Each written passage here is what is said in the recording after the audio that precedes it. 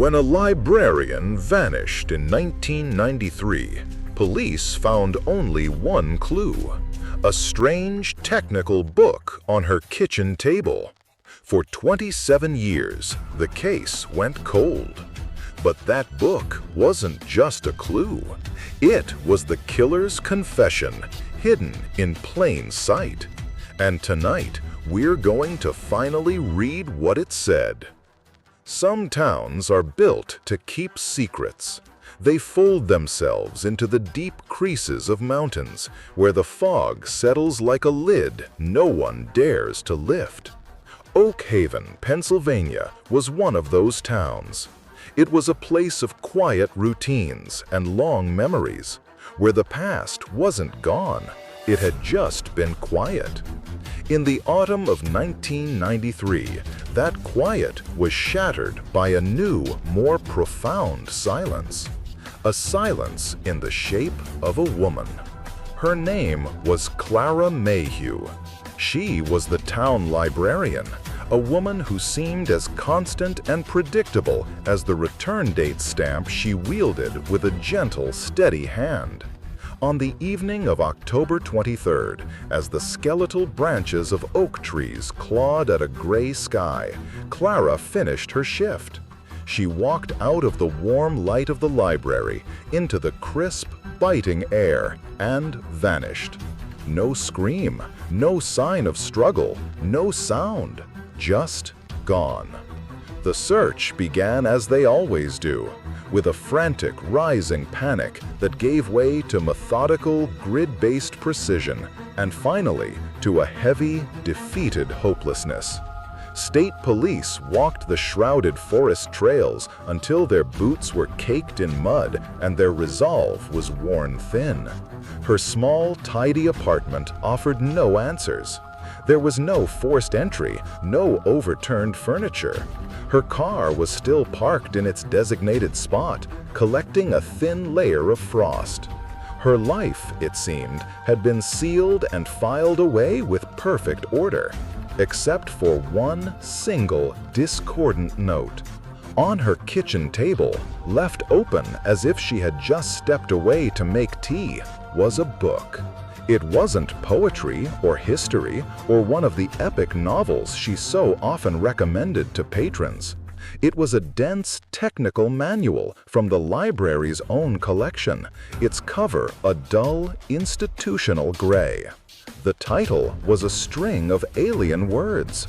Principles of Amplitude Modulation, a Serviceman's Guide to V-Series Transceivers. The checkout card showed it was due back the very next day. Investigators noted it, their pens scratching across notepads. They were puzzled by it. A strange hobby, they concluded, for a woman who seemed to live entirely in the paper worlds of fiction and biography. It was a detail so bizarre, so out of place in the quiet symphony of her life, that they could not make it fit the narrative of a crime. And so, they dismissed it.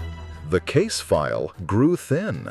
The leads evaporated into the same fog that choked the valleys. The town's murmurings faded, and a silence settled over Clara Mayhew's memory.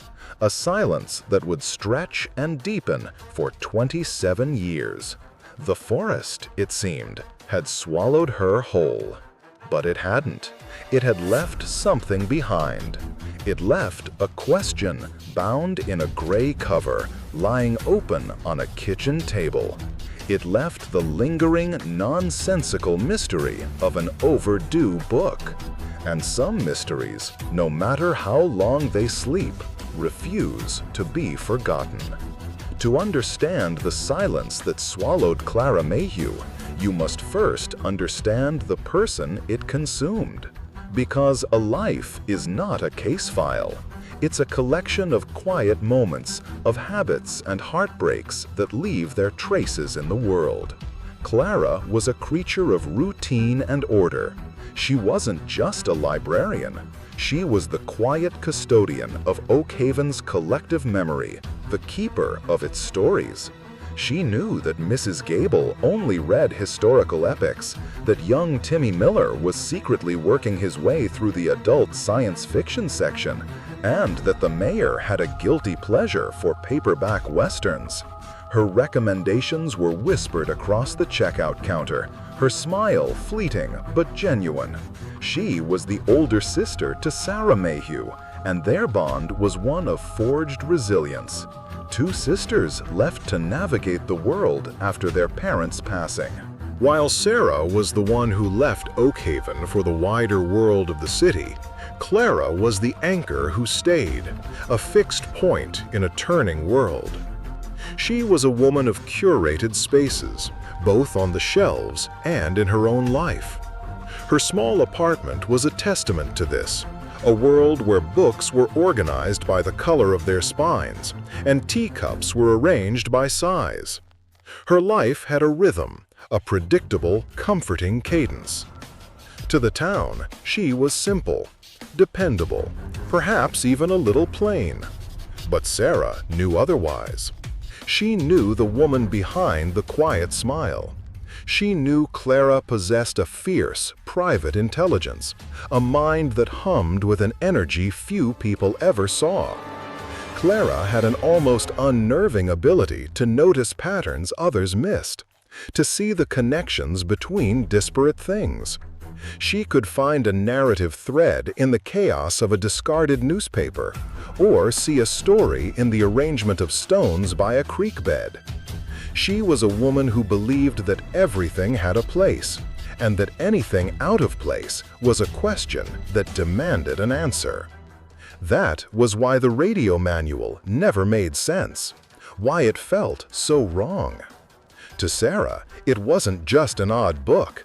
It was a violation of Clara's entire being. It didn't fit her pattern. It was a scratch on a perfect record, a loose thread on a flawlessly woven tapestry.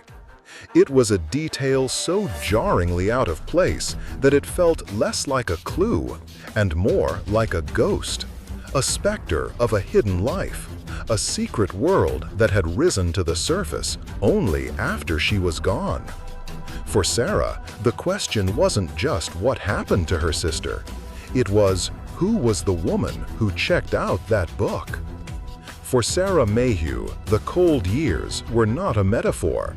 They were a physical presence, a weight in the air of her small city apartment, a constant, low hum of absence that vibrated beneath the noise of traffic and sirens. While Oakhaven moved on, wrapping Clara's disappearance in the soft gauze of local lore, Sarah became the sole keeper of her sister's flame. She refused to let it go out. In her apartment, one wall was dedicated to Clara. It wasn't a shrine to the dead. It was an active investigation board, a testament to a hope that refused to be extinguished. A large topographical map of Oakhaven and the surrounding Allegheny State Forest was pinned with colored flags marking locations from the original case file. Photographs of Clara looked out from the wall, smiling at a long-ago birthday, serious in her high school graduation photo, candid and laughing on a hiking trip. These were the fragments of a life Sarah pieced together every single day. And in the center of it all, taped with a precision that bordered on obsession, was a photocopy of the library checkout card for the radio manual. Its title, Principles of Amplitude Modulation, had become a constant, nagging accusation, a riddle she could not solve. Sarah had spent countless nights bathed in the blue glow of her computer screen, falling down rabbit holes of obsolete technology. She learned that it was a manual for old military or civilian band radios, obscure, specialized. She called dusty radio repair shops where the men who answered sounded as ancient as the equipment they fixed. She lurked on online forums for ham radio enthusiasts, a world of call signs and schematics that was entirely alien to her. No one had an answer that made sense. Every path she took led to the same place, a dead end that refused to be buried. Her vigil was quiet, relentless and profoundly lonely. Friends would tell her to move on, to let go, that she was torturing herself with a ghost. But they didn't understand. Hope for Sarah was not a passive feeling. It was an action. It was the act of refusing to let her sister become just another tragic story told around campfires. It was a promise she whispered into the darkness each night. She would not let the silence win. In 2020, 27 years after Clara Mayhew dissolved into the autumn air, her case file was resurrected. It landed on the desk of Detective Miles Corbin of the Pennsylvania State Police. He had recently been assigned to the state's newly funded Cold Case Division, a unit created to breathe life back into ghosts. Corbin was a digital native in an analog world of faded Polaroids and brittle, yellowed paper. He was methodical, patient, and possessed a core belief that every dead end was simply a door that hadn't found its key. The Mayhew file was thin, almost an insult to the life it represented. A woman vanishes without a trace. No body, no motive, no suspects. It was a perfect void. As Corbin read through the tired, familiar beats of the initial investigation, the fruitless searches, the interviews with neighbors who saw nothing, his eyes kept snagging on one detail: the book, Principles of Amplitude Modulation. He stared at the title, a strange, technical island in a sea of mundane facts. It felt wrong. He pulled up the original case notes, the digital scan of a report typed on a long dead machine. The reporting officer had written it off with a line of weary cursive. Victim may have had undisclosed interest in electronics. To Corbin, that wasn't an explanation. It was a surrender. It was the sound of a door being quietly closed. He looked at the photograph of Clara's tidy apartment, at the books arranged by color, the teacups aligned just so. In a life of such meticulous order, a book this specific, this arcane, wasn't a casual hobby. It was a purpose. He found Sarah Mayhew's number in the file. He dialed, expecting to find a woman worn down by decades of grief, a voice thin with exhaustion. But Sarah's voice, though quiet, was steel. He didn't start with the usual platitudes, the gentle condolences that families of the lost hear 1,000 times. He asked a new question. His voice was gentle, but inquisitive, carrying the weight of a fresh perspective. "Ms. Mayhew," he said, "I've been reading your sister's file. I want you to tell me about the book. Let's start there." On the other end of the line, there was a pause, a sharp intake of breath. And for the first time in over 20 years of unanswered calls and empty promises, Sarah heard a question that honored the sister she knew. It was the sound of a key turning in a lock that had been rusted shut for 27 years. Detective Corbin's investigation began not in the damp woods of Oakhaven, but in the sterile, infinite archives of the Internet. He treated the book as his primary lead, the only piece of evidence that hadn't been weathered by time and silence. He quickly discovered that the V-series transceiver was not a common hobbyist's radio. It was a surplus piece of military-grade equipment, known among enthusiasts for its rugged durability and, more importantly, its unusually broad frequency range. It was a machine capable of picking up signals that other, more common radios simply missed. This wasn't a tool for casual conversation. It was the preferred instrument of a quiet, intense subculture of enthusiasts known as listeners or monitors. These weren't ham operators who transmitted their own voices into the ether. These were people who simply listened. They were hunters, patiently scanning the airwaves for strange signals, from coded military chatter to the eerie automated voices of number stations, ghosts in the machine, broadcasting secrets to spies across the globe. For weeks, Corbin was submerged in this forgotten world. He learned its lexicon, its history, its legends. He read through grainy, scanned copies of old newsletters and lurked in niche online forums where aging members discussed circuit boards and antenna lengths with a passion reserved for high art. With every page he read, he felt he was getting closer to Clara, not the quiet librarian of Oakhaven, but a hidden version of her, a woman with a secret life that unfolded in the static between stations.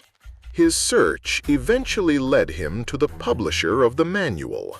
It was a small, long-defunct press out of Ohio that had specialized in technical guides.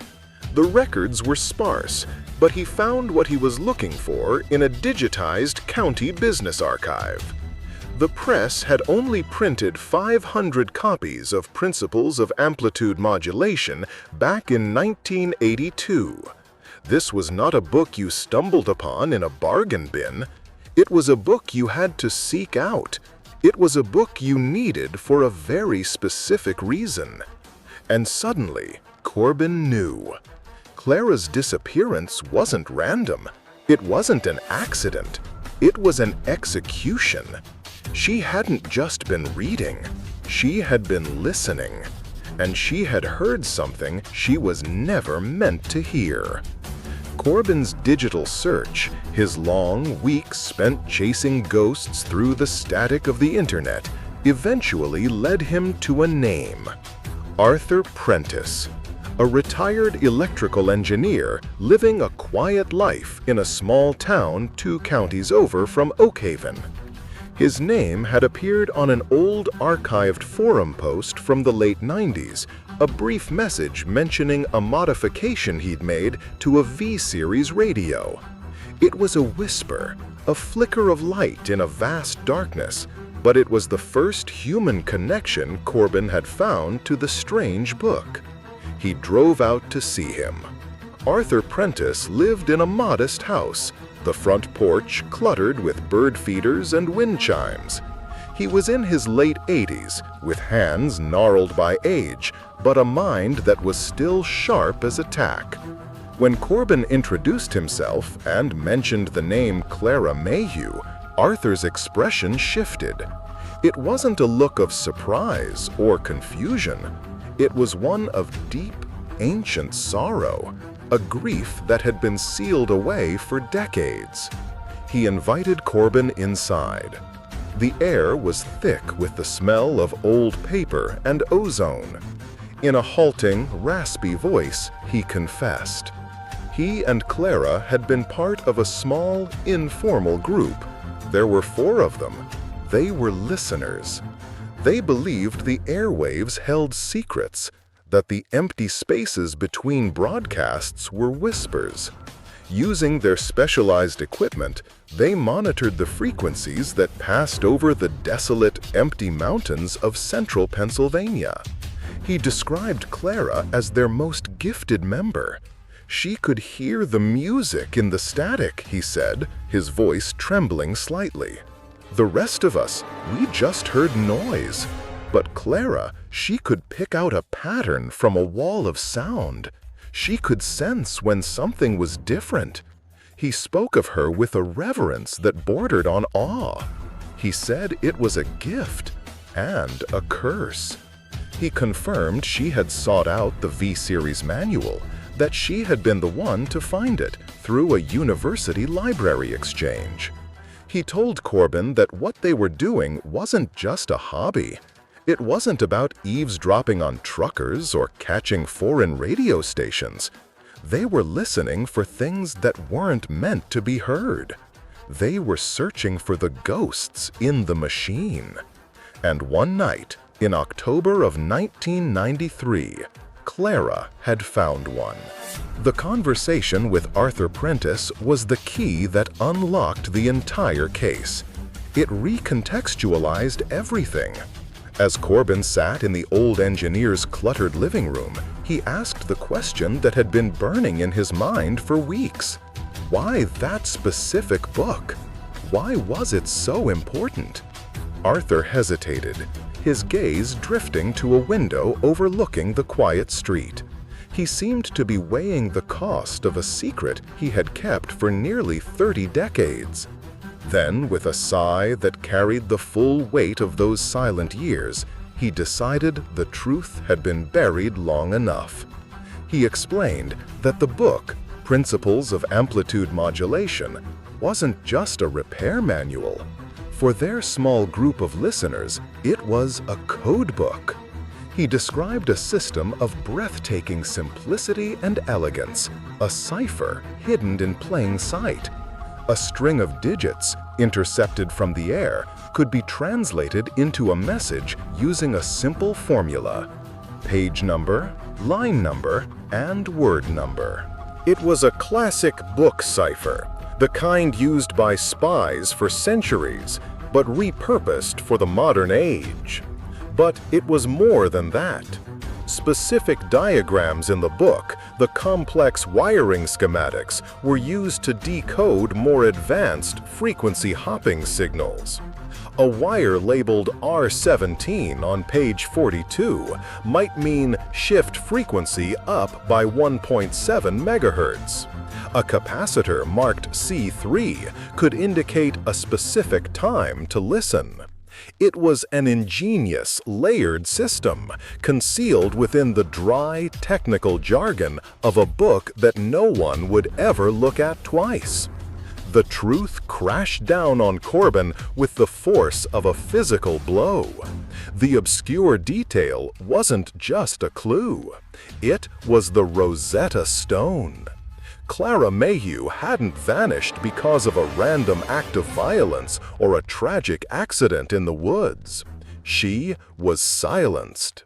The book, left open on her kitchen table, wasn't a sign of a hobby. It was a sign of her work. She had been using it to translate something she had intercepted from the airwaves. And someone, somewhere, knew it. The mystery of her disappearance was no longer a question of what had happened to her. It was a question of what she had heard. To understand who would silence a librarian, Detective Corbin had to first understand the invisible architecture of power in Oakhaven in 1993. And in that town, one name stood above all others, cast a shadow longer than any mountain: Alastair Finch. Finch was the patriarch of Finch Mining, a company that had been the town's lifeblood for 50 years before closing its last local operation in the late 1880s. In the decades that followed, Finch had meticulously transformed himself from a titan of industry into the town's beloved benefactor. He funded the new hospital wing. He sponsored the Little League teams. His name was cast in bronze on a plaque in the very library where Clara Mayhew had worked, a plaque thanking him for his generous donations. To the people of Oakhaven, he was a pillar of the community. He was untouchable.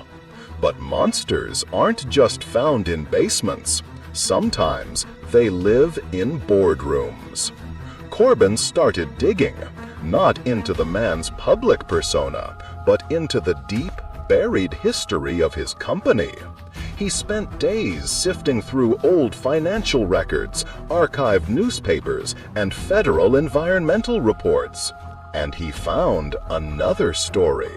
A story of cutting corners, of ignored safety violations, and of bitter, protracted disputes over land rights with farmers whose wells had mysteriously run dry. Then he found the thread. In the early 90s, the Environmental Protection Agency had launched a preliminary investigation into allegations of illegal chemical dumping by Finch Mining. The allegations were serious, involving toxic waste being buried in abandoned mine shafts. But the inquiry was mysteriously and abruptly dropped, the official reason cited as a lack of sufficient evidence. Corbin stared at the report on his screen. He knew with a chilling certainty that he was looking at the motive. Alastair Finch was a man who projected benevolence, but his past was riddled with shadows. His empire was built on a foundation of secrets. He was a man with a legacy to protect, a reputation to maintain, and a fortune built on the silence of the earth. He was a man with everything to lose. And a quiet librarian, with her gift for finding patterns, was a threat he could not afford. The new theory sent a jolt through Clara Mayhew. It was a terrifying thought, but it was the first explanation that made a strange, awful kind of sense. It didn't paint her sister as a victim of random, meaningless violence. It honored the quiet, brilliant, and deeply observant woman she knew her sister to be. It gave her disappearance a purpose.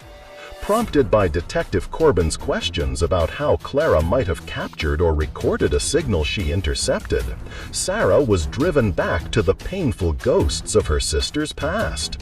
She went to the storage unit where she had kept the boxes from Clara's apartment, boxes she hadn't been able to open for years. They were monuments to a grief she had tried to seal away. With trembling hands, she cut the tape on the first box. Inside were Clara's carefully curated collection of novels, arranged alphabetically by author. In another, her poetry books. Then, behind a stack of classic literature, she found it, a small shoebox. Inside were 24 old cassette tapes.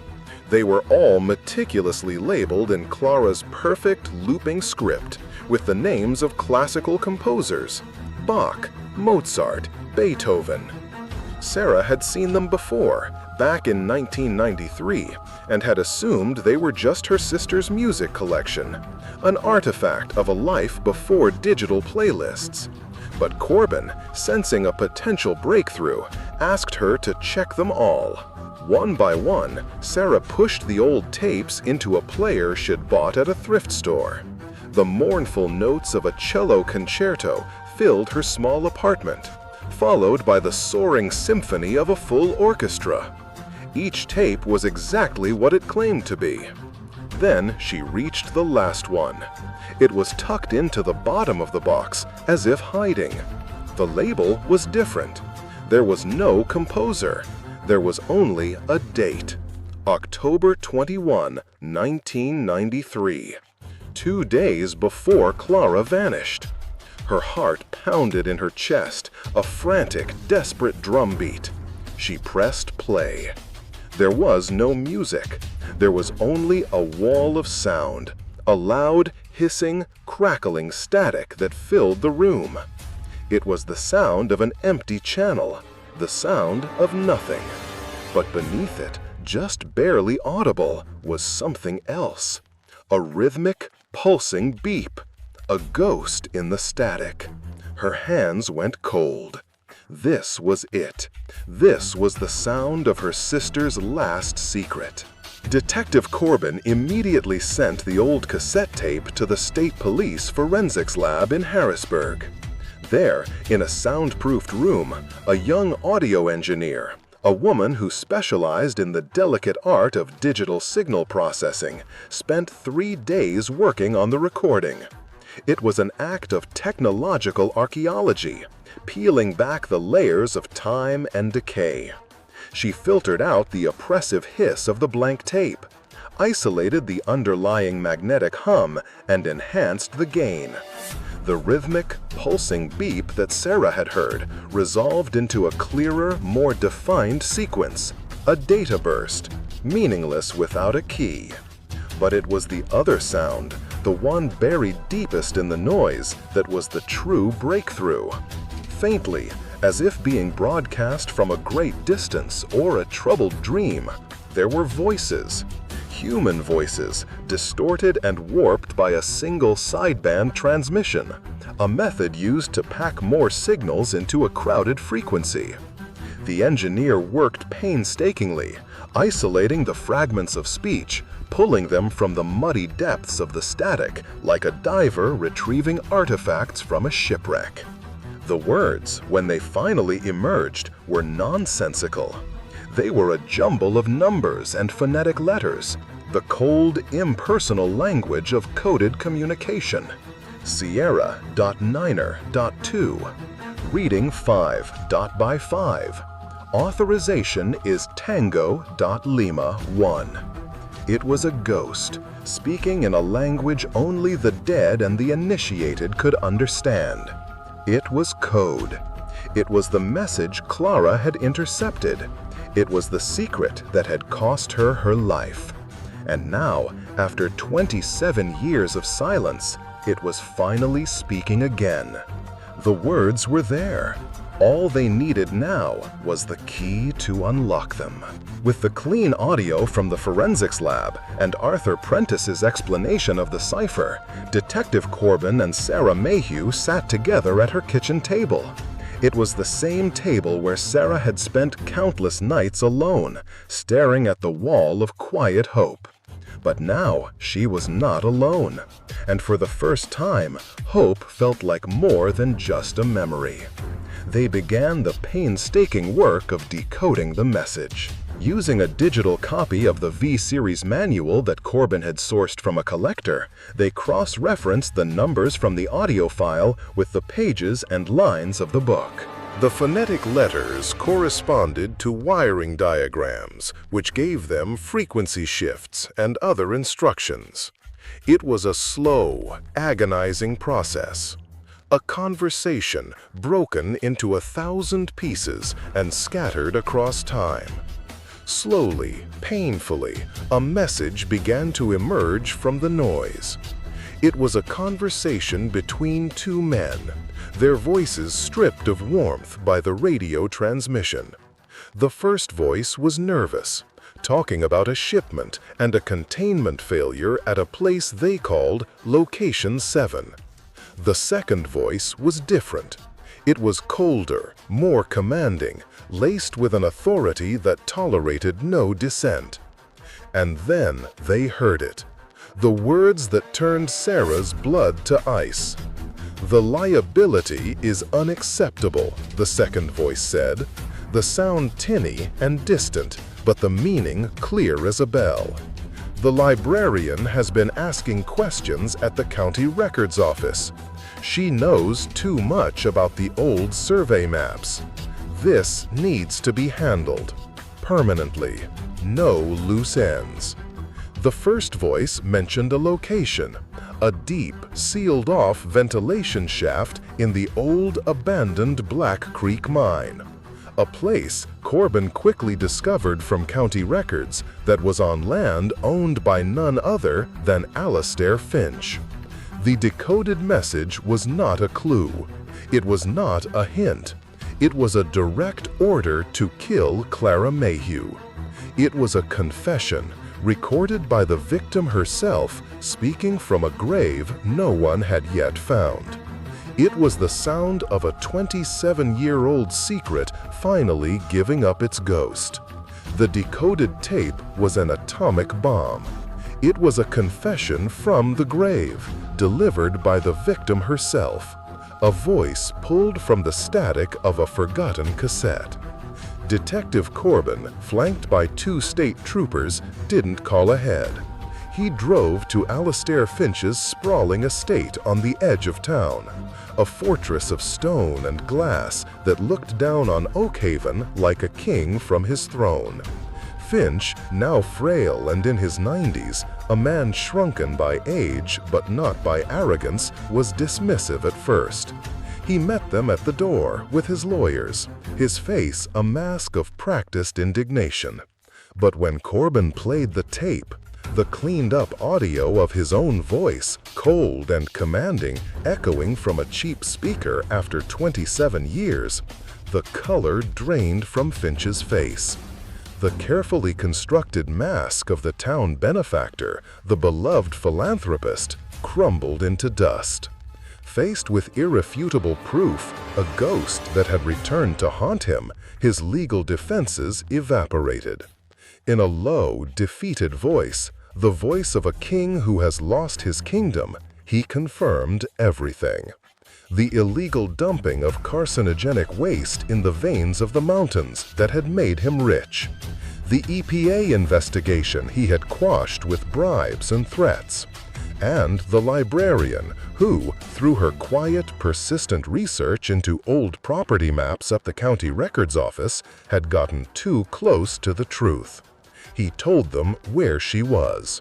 He gave them the location that had been whispered on the tape. A state forensics team drove out to the old Black Creek mine, a scar on the face of the mountain. Using ground-penetrating radar, they scanned the earth near the coordinates Finch had provided.